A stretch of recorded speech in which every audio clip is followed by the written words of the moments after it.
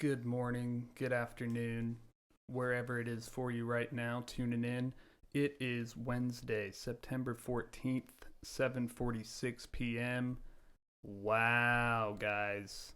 Week 1 is in the books. That's all I got to say is wow. We're going to talk about it all.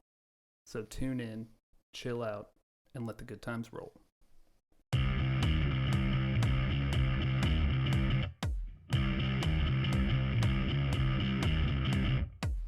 Welcome into the DNZ Fantasy Football Podcast. My name is Zach, and I'm joined as always today with my fellow LOC league mates Drake and Nick.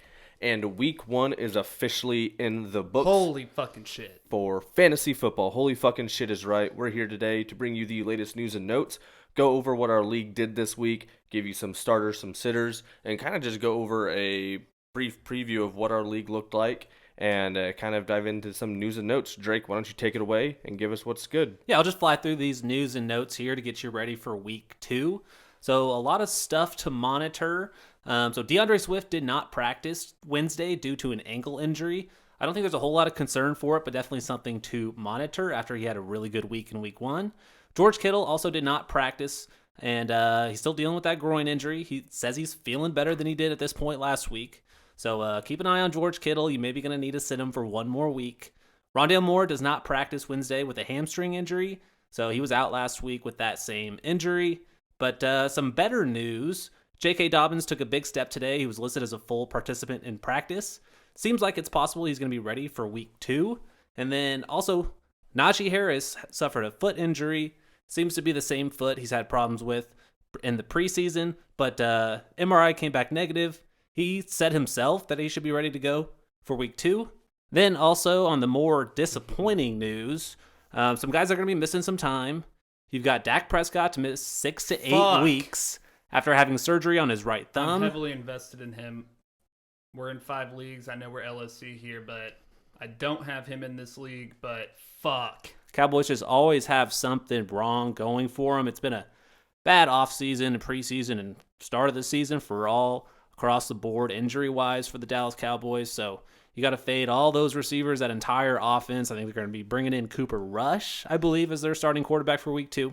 Also missing time, Elijah Mitchell is expected to miss 2 months with a sprained MCL. So definitely seems like Jeff Wilson will be that RB1, but expect Debo to see a ton more carries, exactly like he had last week.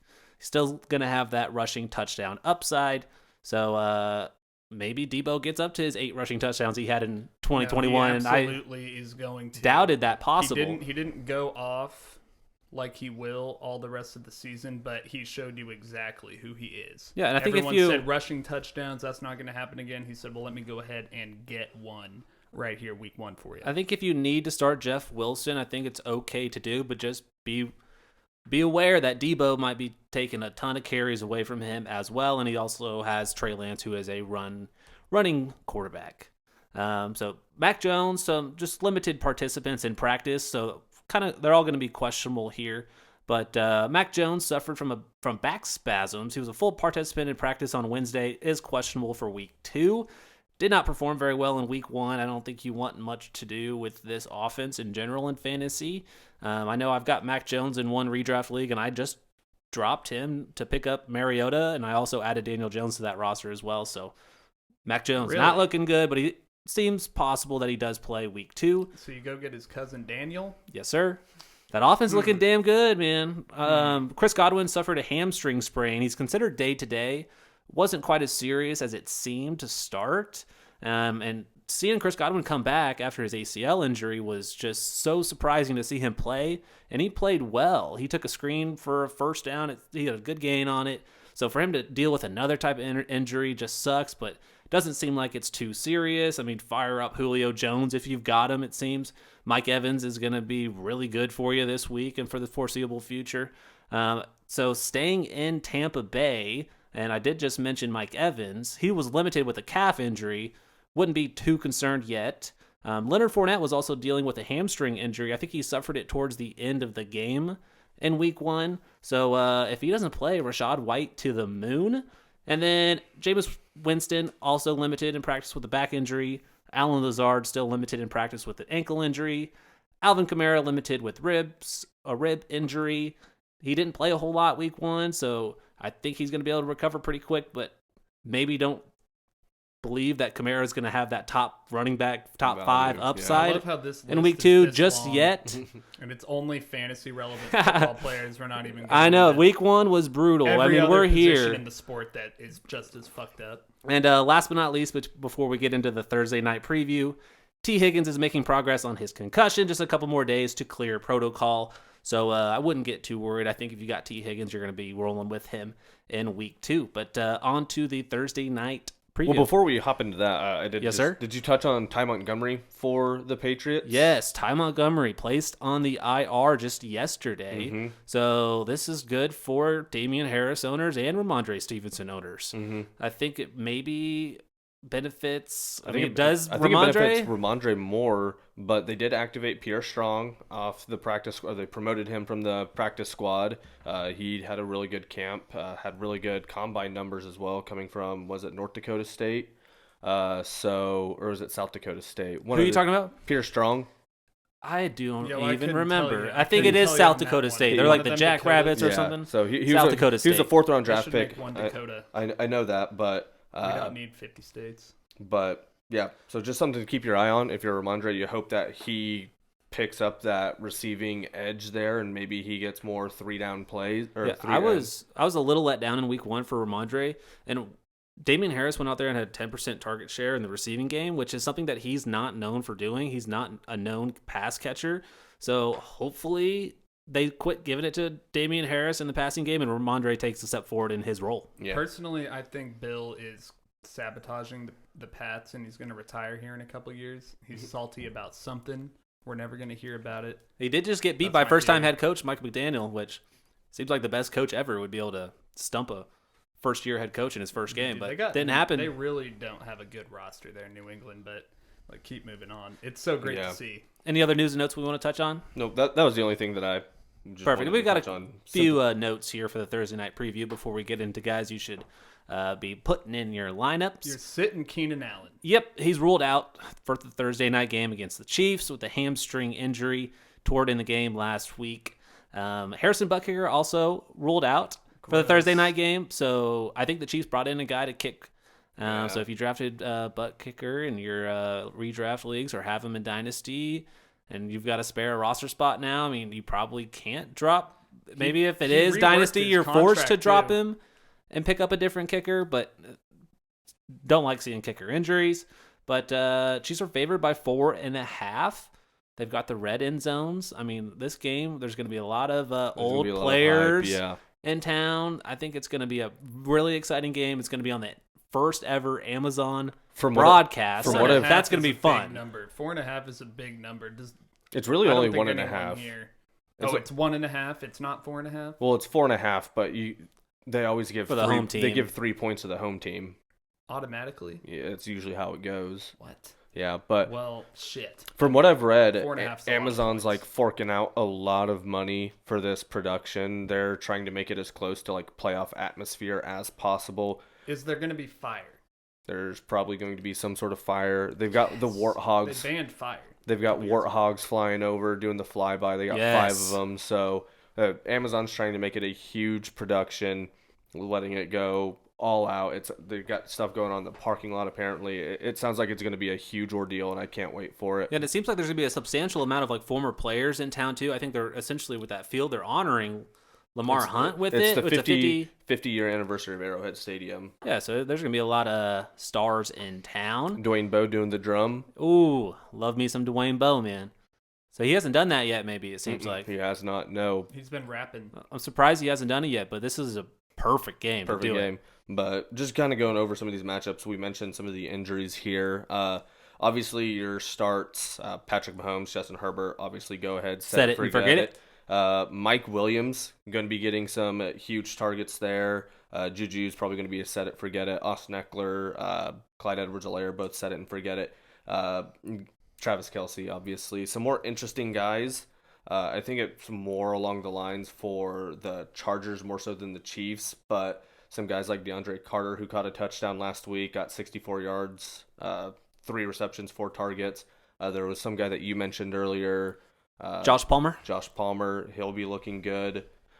So a lot of guys that both these teams are looking to probably spread the wealth around for both of them. So it could be easy, or it could be difficult, to kind of find maybe that one person. Mike Williams is obviously the one for the Chargers.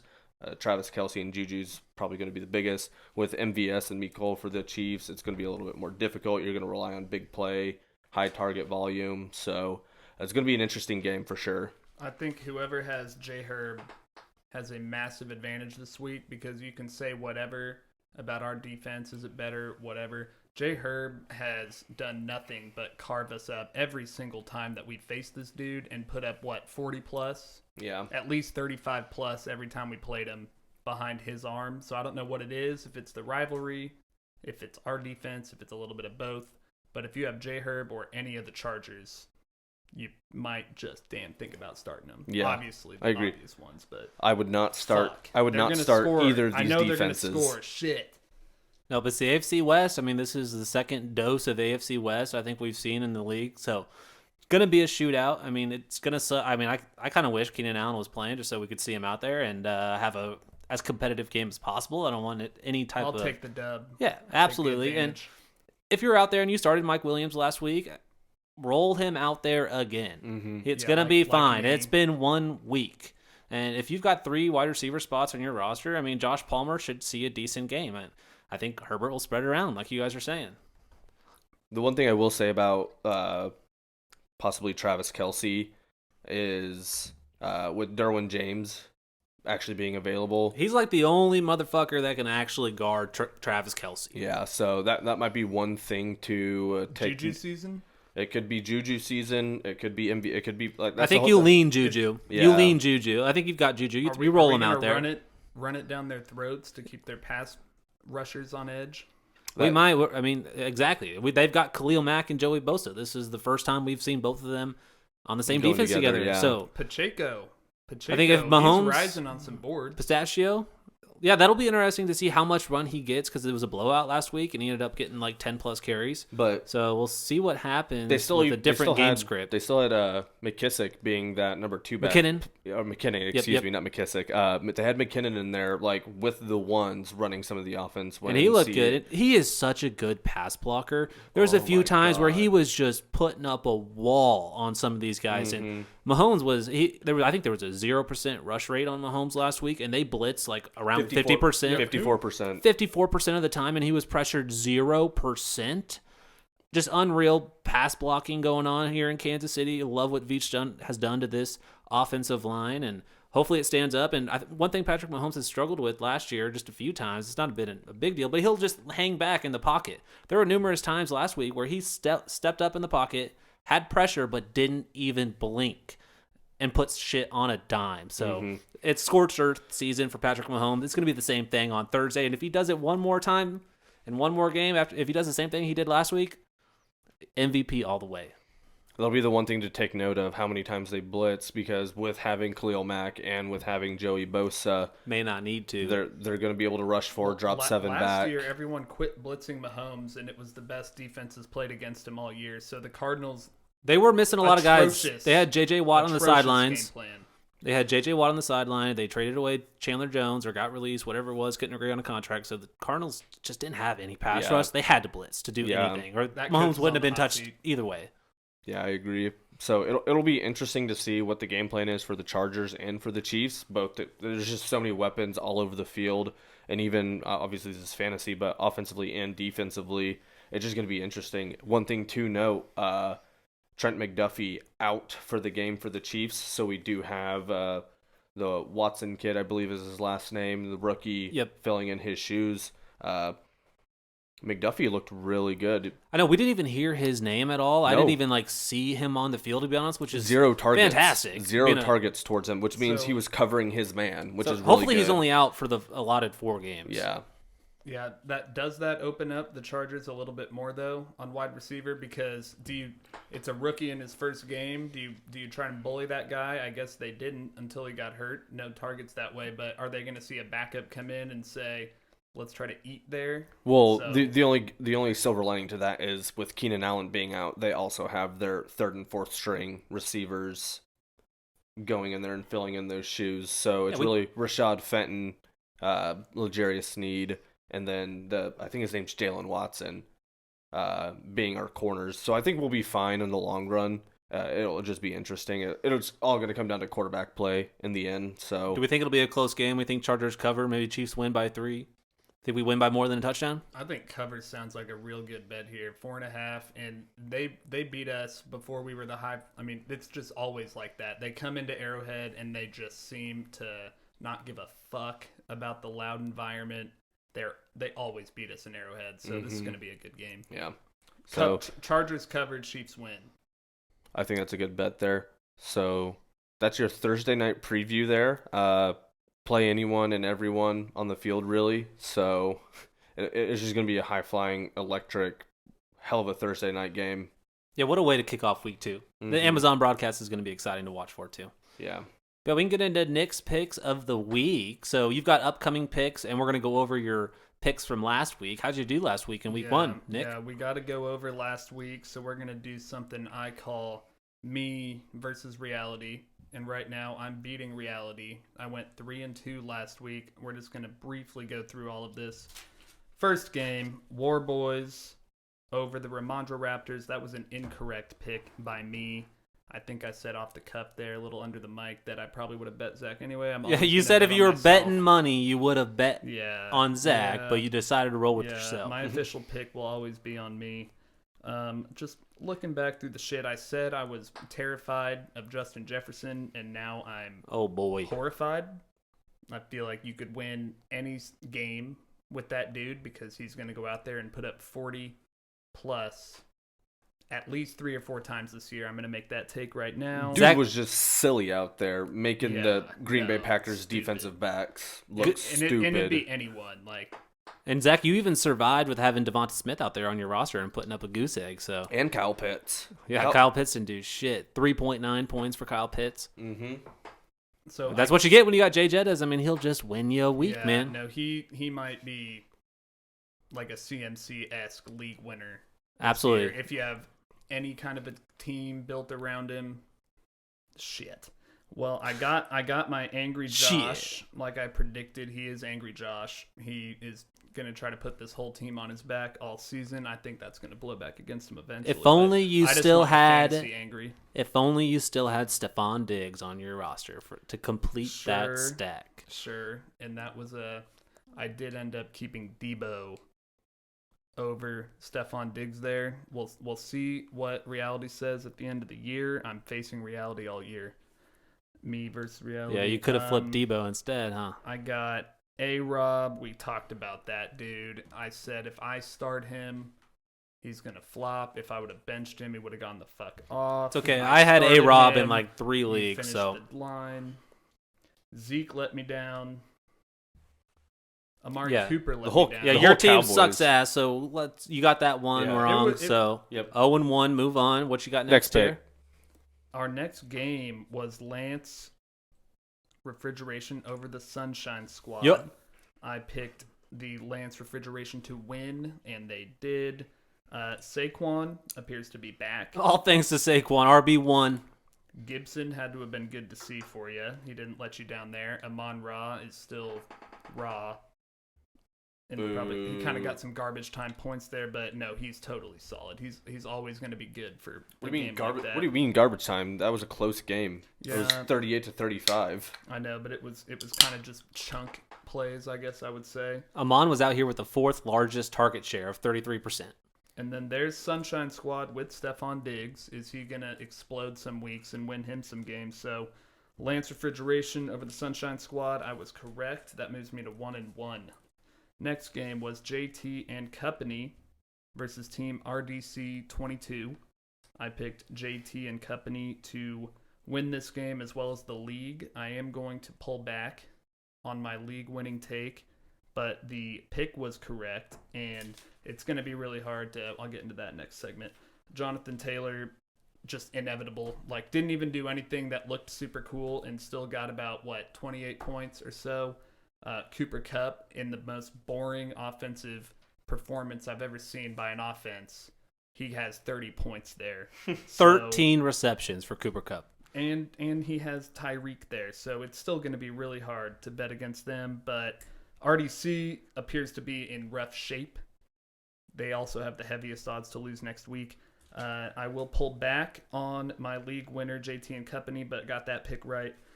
Game of the week is our next game here, which was an incredible take by me. Absolute pure vision. I saw this with such clarity. This was our game of the week. We had 160-something to 160-something was our final score there. 166 to 162. I had picked Team Graham Godfrey 1 to defeat the Galactic Empire. That did not happen. But this, if you go look at both of these rosters, this is why this was game of the week. Motherfuck.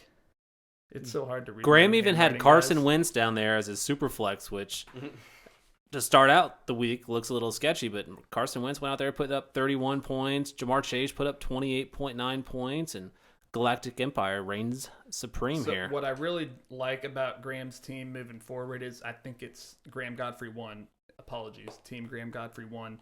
And the Galactic Empire is very consistent across their whole roster. If you go look at that should be a good team all year. I'm glad he's got 6 quarterbacks still. Still going. Yeah, the Empire. Fuck this guy. So what I like about Team Graham Godfrey 1, even though they lost here, I'd be excited that Joe Burrow played miserably and you barely lost this game. So one would think that Joe Burrow is going to hook up with superstar Jamar the rest of the year. Jamar Chase looked incredible, shitload of points. Game of the week, I picked it incorrectly, but it was game of the week. Galactic Empire takes down Team Graham Godfrey 1. Our final game. Holy shit. We have a new league winner. Uh-oh. I can't believe you're changing your pick this quick. Yeah. But go ahead. Go ahead. Boo. It's been 1 week. Well, let me tell you Go ahead. about how I picked the London Bridge to pick the Arrowhead Choppas, or to beat them, and I was so correct, so entirely right about this, and I was so right that I'm going to now pick the London Bridge to win the league. So led the league in scoring in week 1. See, that's just huge to me. I overreact to everything, but it was a big margin. He scored about 30 points more than the closest dude, I believe. I said last week, pause the pod and go pull up JT and Company and go take a look. Yeah, pause the pod and go look at the London fucking bridge, dude. Like, Arrowhead Choppas, you're not bombing this bridge. They're fucking repelling your ass like you're the Russians. And he's got a lot of things going for him when you kind of scroll down and look at his bench for the London Bridge. Yeah, Darrell Henderson, I mean, looks like he could throw in the starting lineup if he wanted to, getting all those carries in that Thursday night game for the Rams. And then James Robinson looks like he's back to his old self. Blair traded a third-round rookie pick for James Robinson this offseason, right after our rookie draft. And now that's a dude he can just plug in, set it, and forget it now. I mean, I'm not too worried about ETN. I think they're going to be using both those running backs, but he's got Henderson, James Robinson, Tyler Boyd, if T. Higgins doesn't end up playing, is a nice guy to have on your bench. Chris Godwin, Alan Lazard when he gets healthy. And Josh Palmer, who we talked about on the Thursday night preview. I mean, he's a guy. So I agree. London Bridge, his roster's really coming together, especially with this Jalen Hurts and A.J. Brown stack. My God. And DeAndre Swift, he's going to be doing DeAndre Swift things. No, and then Austin Eckler, he'll get to where he needs to be. This bridge didn't give a fuck about this might be further down the road. We don't know what's going on. This bridge was on the fucking assault this weekend. We don't know what's going on later down the road, but he does have Patrick Mahomes and Isaiah Pacheco. He has him on his roster. He also has Tyler Algier, too, who, once he gets healthy, could be RB1, 1.5 there in Atlanta. So, really good roster there with the London Bridges. I ain't scared of nothing. Dude, the London Bridge, it did not get bombed. It repelled an attack. It became an assault force of its own. A literal bridge took down a fucking choppa. Have you guys ever heard of anything like that before? It would like... Anyway. Well, as we're going through all of the picks here, let's go through just the weekly report. And as we're talking about the London Bridge, they were the best team of the week here in the LOC League, scoring 190.72 points. Worst team Arrowhead Chappas, who unfortunately was matched up against the London Bridge. So really unfortunate there for. You ever seen a bridge take down a stealth bomber? First time. Did the bridge have anti-aircraft? Obviously. So, holy shit. It had Patrick Mahomes. It had a goddamn missile launcher. Just going through the players of the week goddamn here. Airship carrier. Josh Allen with the War Boys. Saquon Barkley sitting pretty with the RB1, baby. Sitting pretty with Lance Refrigeration. Jay Jetta, Justin Jefferson sitting with the Ramondre Raptors. Ramondrasaurus Rex, however you want to put it. Travis Kelce with the Galactic Empire. Ryan Suckup, kicker, sitting pretty there with the London Bridge as well. And then the Bills defense putting up 17 points. Did you guys see who was the tight end 2 on the week? It was O.J. Howard. Yeah, he had 2 receptions and was the tight end 2 on the week. That just shows you how diabolical the tight end position is. Did he have 2 touchdowns? I think. I need to confirm. He did. I believe I think he had to have. You look it up. Let me run through the bench warmers of the week here real quick. Sitting on the benches here, these were the best performers at the positions on the bench. Ryan Tannehill, 19 points. Cordell Patterson, 22 points. Robbie Anderson, 23 points. Pat Freiermuth, 12.5 points. Kicker with 6 points, who was also on Jacob's bench there. And then I had the Dolphins defense here with 20 points on my bench, unfortunately. Cordarrelle's got to be the bench warmer of the week. Yes. I mean, exciting to have him still on your roster. And, I mean, maybe you don't roll him out there week 1 exactly how Nate did, right. But he is back to his 2021 usage. And there was a little bit involved with the Damian Williams injury because Damian Williams was out there playing and taking carries, but as soon as he was out, they handed the ball off left and right to Cordarrelle. Yeah. So, Cordarrelle's kind of that discount Debo where they're the exact same player, but Cordarrelle is older, more battered, but he's wiser, and he showed it. He does play in the worst division, too, so something to take note of as well. Points. Someone else who did pretty decent that we didn't really make note of. 2 people actually on the Saints, since we're talking about the division there. Jarvis Landry with 7 receptions and over 100 yards. He looked really good. That's really good. Back to his old self. Just a PPR machine and getting 100 points. Who would have thought? Or 100 yards, excuse me. It's those single-digit numbers, I guess. And then Taysom Hill actually looked pretty good as well in the tight end position. So with Kamara battling that rib injury, they're just feeding him sweeps. Yeah, he was just running the football. So 2 players to keep your eye on. He is available there on the bench if you're listening to this, if we get it posted right away, or on the waiver wire if you're listening to this tonight. So 2 guys to keep ahead of, or to keep an eye on moving forward. I do want to talk about a couple just other breakout players and feed in any other breakout players that I'm not really listed. We've talked about a little bit about it, but I mean, Jalen Hurts. He finished as the quarterback 4 last week with 24.72 points. He didn't even get to 300 passing yards. He didn't even throw a passing touchdown. But he had 90 rushing yards and a rushing touchdown. It's only going to go up from here. There was 1 or 2 plays where I think he could have had a passing touchdown and didn't end up working, but he could have easily finished quarterback 1 on the week. And I mean, A.J. Brown, it's right there with him. I mean, in a keeper league that I'm in, I was literally close. That's legit. If everyone was, I was close to keeping Cam Akers over A.J. Brown, but I kept A.J. Brown. I mean, we were maybe a little bit worried about Jalen Hurts. We kind of heard rumors that they were going to start passing the ball a little bit more. But A.J. Brown, 44% target share on 13 targets. He was 10 for 155. Didn't score a touchdown, but he had 25 fantasy points. I do want to kind of go to the flip side there. Devontae Smith. 0 targets, 0 yards. Brutal. Was he just not getting open? Was he just not being targeted? Is it sell season, or is it time to panic if you're a Devontae Smith owner? I think you do panic a little bit, and I think even you store him on your bench for this next coming week and to kind of see how it develops. And I think the biggest problem is A.J. Brown's the wide receiver 1, so he's the first read. And Jalen Hurts can run the football. So when he goes to his first read and his first read isn't open, he almost panics. It's better for him to just run the ball and then go through his progression because he can pick up 6-7 yards anytime he wants. So I think that's the biggest thing that's hurting Devonta Smith, not being the wide receiver 1 and having a running quarterback. This will be just kind of staying on this Eagles train here. This will be a big 6 to 8 weeks here with Dak being out for the Cowboys, this is really the Eagles' division to lose. Absolutely. And they start off, their first 4 games of the season are cakewalks. In the NFC Beast, it's theirs to lose. Because, I mean, it's the Eagles, the Commanders, the Cowboys, and the Giants. Right. Redskins. I mean, could the Cowboys finish last in this division right now? If they go 0-6, 0-8. It's not looking good in Dallas. The Cowboys, no, yeah, it's really not.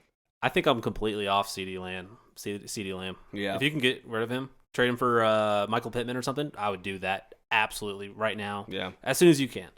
A couple other guys that really impressed me. Devontae Adams.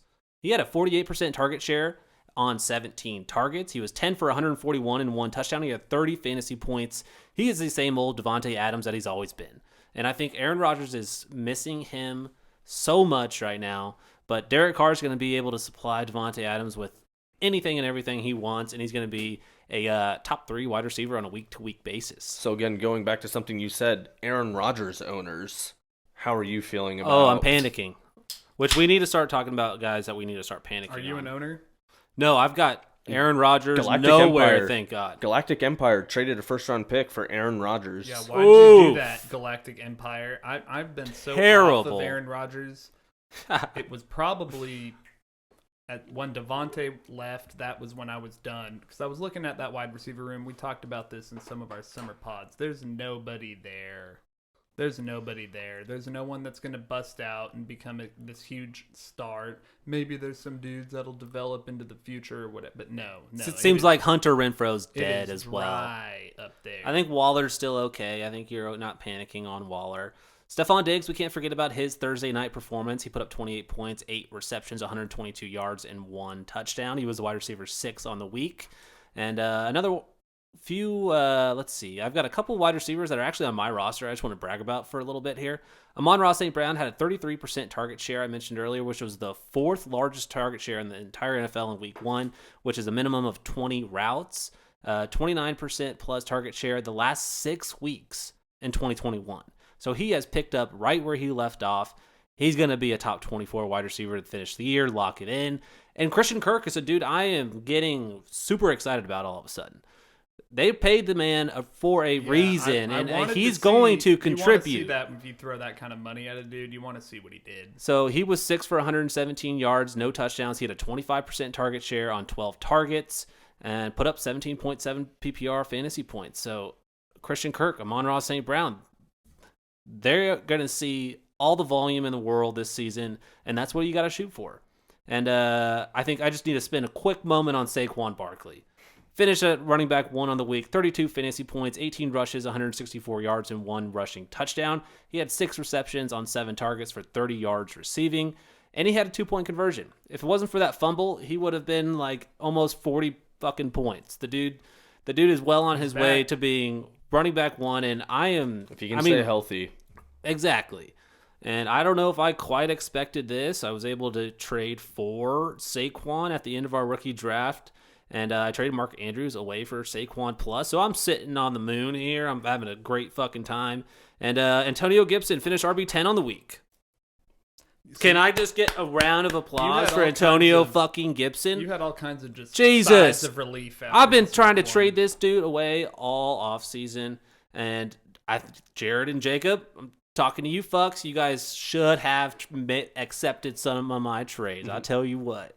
But he was 14 carries, 58 yards, no rushing touchdowns. And he's finally showing that wide receiver upside, which we know he has. 7 catches on 8 targets for 72 yards. And how long will it last? That's the biggest question here, but love to see Antonio Gibson do his thing. I do want to jump in. We talked about some breakout players and just some of the high performers. I want to talk about a couple other guys that we might want to be panicking on, and really just one team in particular, the Tennessee Titans. Absolutely. Wow. Derrick Henry. Derrick Henry had the lowest points scored since he became a full-time starter. Ryan Tannehill didn't look good. They got no one to throw to there. Yeah, Treylon Burks and Kyle Phillips had the highest target share out of all the wide receivers. So Robert Woods didn't do shit. I mean, Traylon Burks didn't look terrible. I mean, he's going to get a little bit better as the season goes on. Austin Still a Hooper rookie. didn't do shit. It was As long as he doesn't have the Hilliard show. Every time I looked up away from red zone or looked up to red zone, I see Dondre Hilliard just scoring the shit out of touchdowns. So that offense is probably something to be worried about. I agree. That whole division is really bad. The AFC South. The worst by far. They're going to... I don't even know. Who's going to win that division? The fucking Texans? They're leading the division, aren't they? Well, the Texans ended up tying with the Colts, right? Yeah, no one. Oh, they did tie. Yeah, no you're one right. in this division won a game in week 1, and 2 of them fucking played each other. No, this is a shit show. Very interesting. So some other guys we may be worried about. I mean, I would throw CeeDee Lamb into this conversation. Yes, I would throw definitely. Aaron Rodgers into this conversation. Terrified about Dak Prescott. I would say, Terrified about Zeke Elliott. I mean, Zeke's got me worried. I'm a Zeke owner there. I mean, Cam Akers is probably a 10 out of 10 worried about him. So, Oh yeah, no. holy shit, Do you- worried about Cam Akers. Do you freak out about Baker Mayfield and his Week 1 performance? I mean, I don't think you're really counting on Baker a whole lot if you've got him on your team. Yeah, Maybe that's a little. That's what I would say. There is you don't expect Baker to go be that Joe Burrow who let you down week 1, but He is in a new offense and a new team. He's got new weapons. So, I mean, let's give him a few weeks before we kind of write him off as a quarterback 2. But I think if you've got to start him at quarterback 2, it's not terrible. Joe Burrow, what was it, 4 interceptions? he'll bounce back not from good. that. He'll bounce back from that. Well, he didn't get to practice all preseason, which I think was a I'm huge heavily telling. invested in Joe across my leagues. I have full confidence. I he's did gonna see just bounce something right back. Dude's earlier got today on weapons Twitter. weapons. So 11 quarterbacks that started Week 1 didn't throw a preseason pass. 8 of those 11 quarterbacks lost Week 1. Holy shit. So you can either read into that as it's going to take them a little bit longer to acclimate and hit that stride, or Week 1 helped kick themselves into gear and they're going to be ready to go Week 2 onwards. I think that's a legit thing. I think you've got to play your guys some in the preseason. You can't just be playing scared and not putting your guys out there for a drive or 2 in the preseason.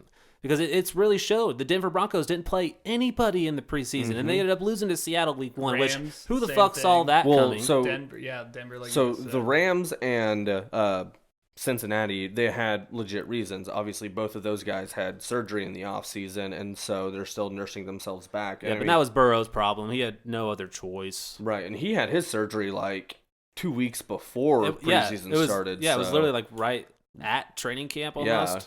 And then, obviously, is Sam Bradford someone we need to worry about?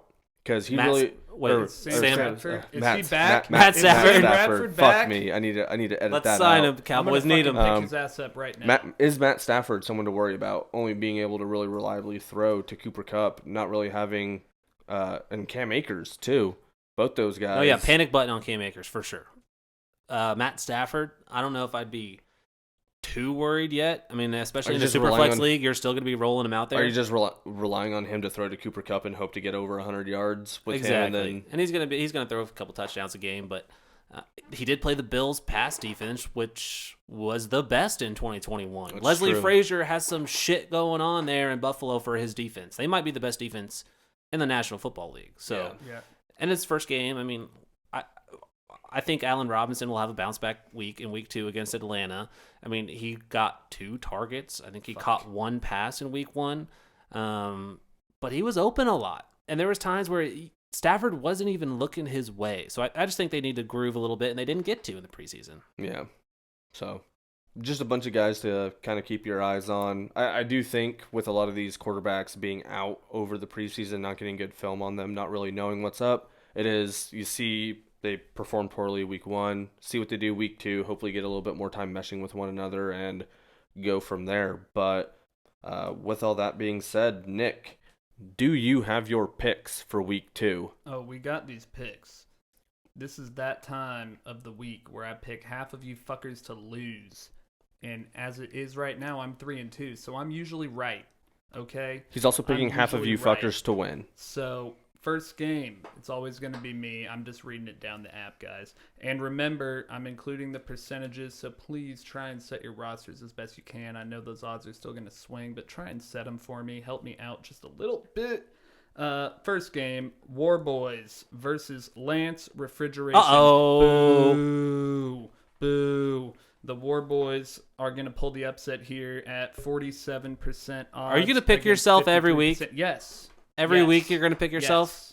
Yes. Then your picks are going to be fucked by the end of the season. The rest of the picks have more realism. You could have been 3-2 last week if you went with your actual gut. If you don't 4-1 with yourself, who is ever going to 4-1.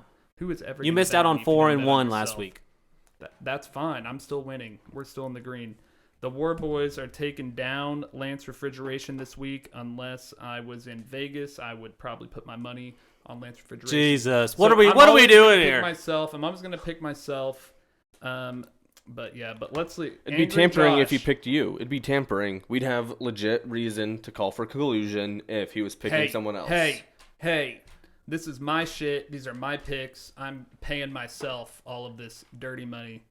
So, Angry Josh is going to roll on. This dude's pissed off. He's pulling a Pat Mahomes Chiefs when we lost to the Pats that year. That's kind of what the stage is set for, in my opinion. Go Chiefs.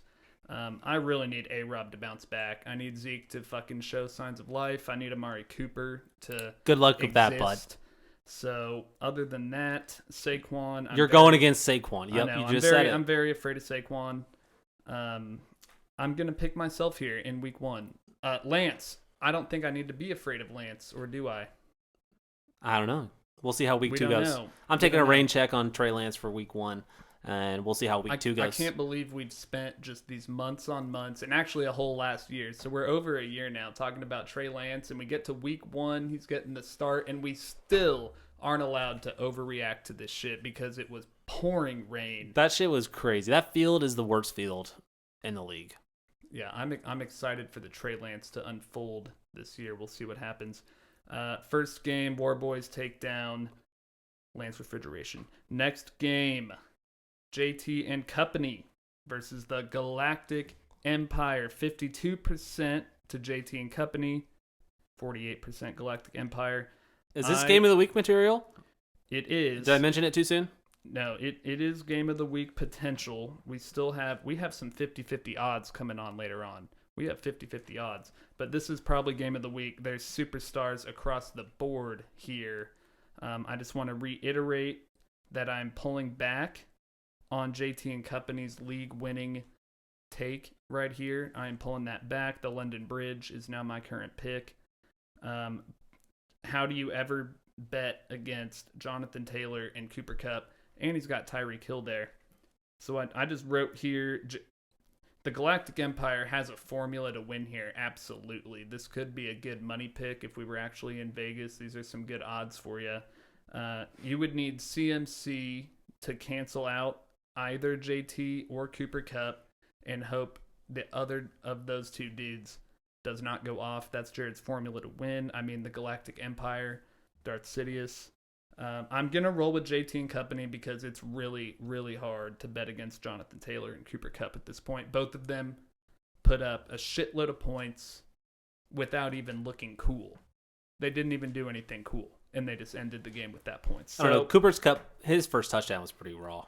That tiptoe. Oh, yeah, that was raw. That little toe tap. That was nice. I guess but yeah, move on. Next matchup. Underwhelming offenses in both those games. Moving down the line. Uh-oh. Team RDC 22. Are you listening? This might get ugly. You're playing the London Bridge. The odds are 36%. I don't think I've ever seen anything like this. Team RDC 22, 36% versus London Bridge. Well, Our new RDC league winner. Hold on. RDC has Elijah Mitchell and Dak Prescott. So he's Brutal. rocking and rolling with Cooper Kush and his Cooper Rush in his super flex, and he's got to pivot a little bit. He does have Jeff Wilson, so hopefully that pays off. Hopefully it does, but it doesn't pay off this week. I'm going with the London Bridge. Purely, I mean, again, like I said earlier, just take another pause on the pod here. Just pause. Go look at the London Bridge and his soldiers and tell me that's not going to win the league this year. I can change this any week I want. These are my rules. But London Bridge is loaded. He scored 190 points last week. players everywhere. Team RDC is in very rough shape. I'm going to have to roll with the London Bridge. Again, like I said, these dudes looked like Ukraine running all the way into Russia, chasing those commies back. It's stupid. Go look at this roster. We're going to move on, but Team RDC does not bomb the bridge. Next game, the Ramondre Raptors versus the Sunshine Squad. Going to pick an upset here for you guys. The Ramondre Raptors are coming in at 48%. Sunshine Squad, 52%. Ramondre Raptors took me down in week 1. The Sunshine Squad, they have a very stable roster. I actually think it has a more consistent, more full roster of good players. But the Ramondre Raptors have Justin Jefferson, amongst others. He has more superstars right there, and that's what wins you games. So the Ramondre Raptors are going to move to 2-0, 48% to 52. We're going to take the upset there. Fucking rounding our shit off. Oh boy, this is another one. We have Toilet Bowl. If you guys are listening, Toilet Bowl candidates, Arrowhead Choppers Team RDC 22. Uh-oh. Let me hear it in the fucking group chat. They're both Toilet Bowl candidates? That's what I'm saying right now. Well, I guess Nate technically was in the week 1 weekly report. He scored 111 points last week with Devontae Adams scoring 30. But he had Cordero Patterson on his bench. That won't happen again. Will Cordero score those points? I don't have a lot of faith in the Arrowhead Choppers. He's got Cordero in his starting roster. Let me hear it. I think Team Graham Godfrey won. They might have lost in Game of the Week 1, but I really like what he's got going on there. I think he's got Joe Burrow and Mark Andrews that both significantly underperformed. He barely lost that game. I think Team Graham Godfrey 1 has a good formula moving forward for the rest of the season.